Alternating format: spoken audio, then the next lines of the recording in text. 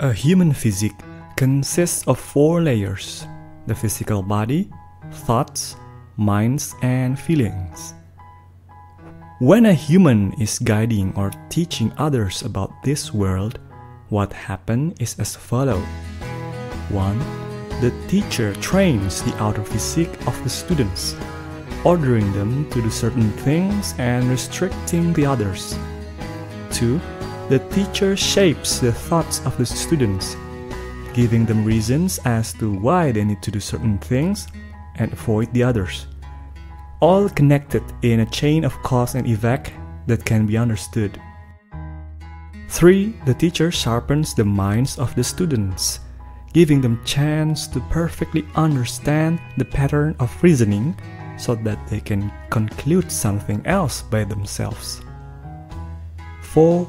The teacher helps the students to recognize and control their feelings, either to suppress it or instead fortify it so it can serve them. All kinds of learning process have a similar purpose in which it all try to shape humans into certain composition of outer and inner physique. For example, so humans can survive in the jungle, they are trained to hunt, to understand how to find animals through their tracks, how to recognize trees which gives out edible fruits, and also how to control fear toward dangerous animals. These kinds of things also done whenever human prophets were sent to teach their people. Human prophets taught rituals that their people must do, taught them why they should do some actions and avoid the rest, pushed them to use their minds, think for themselves how to act when a new situation arises, and also taught humans how to control their emotions. It all done so humans could rise above themselves, become more than just a sum of their outer and inner physique's needs. Unfortunately, inside the inner physique there is nafsu. No matter how complete and strict the teachings are, at most it will only reach the layer of feelings. By the time it finally received by spiritual heart, it is already contaminated. All those teachings could be easily biased by nafsu so that their main purpose, to ennoble humans, would never achieve. Consider this first.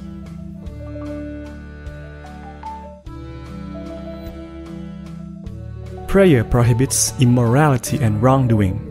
That's the main point which often reminded to anyone. The question is, what kind of prayer actually prohibits humans from ever doing immorality and wrongdoing? Some people say that prayer is only about certain physical movement and terms, while the rest believe that prayer must be done with full concentration before ever considered perfect. Unfortunately, both are only a small part of prayer. Whenever humans move their body to take water, do all the integral part of prayer, they do the prayer using their outer physique. Whenever humans say their intention inside their thoughts, unheard by others, understand why they need to pray and concentrate, they do the prayer using their inner physique of thoughts. Whenever humans find different situations which never been taught before, but they can think by themselves how should their prayers take shape through other actions, they do the prayer using their inner physique of minds.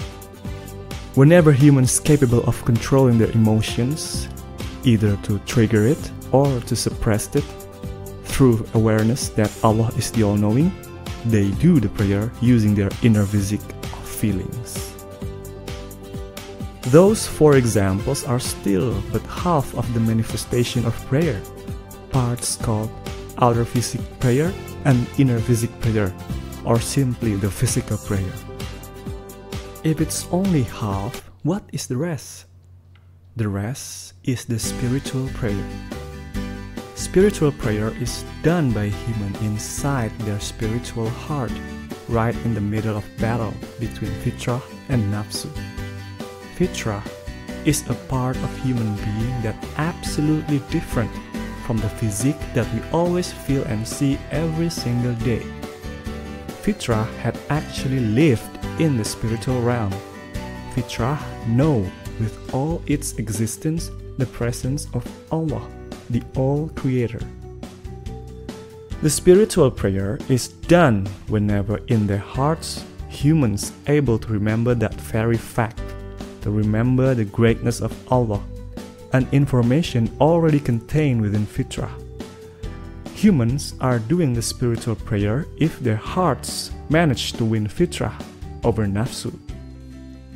Fitrah adds information about the Almighty's presence and His nature into the chain process of decision-making happening inside the spiritual heart, while intentions and actions are being made. That is the reason why any action, including prayer, which is synchronized and initiated from Fitrah, heart, feelings, mind, thoughts, and physical body like this one, is called action done with the sole intention because of Allah. Humans who are capable of doing anything with the sole intention because of Allah automatically do things beneficial to themselves and others, both physical and spiritual. Whenever thoughts must budge to feelings for all's benefits, then thoughts will set aside their wants. Whenever feelings must budge to physical body for all's benefits, then feelings will set aside their needs. Whenever inner and outer physique must yield to heart under the control of Fitrah for all's benefits, then the physical body, thoughts, minds, and feelings will adapt. When all those layers must surrender for other people's benefit, then the human will set aside their priority. Sole intention because of Allah, described above, can only be done by any human with the help of angel prophets, the Muqarrabin angels.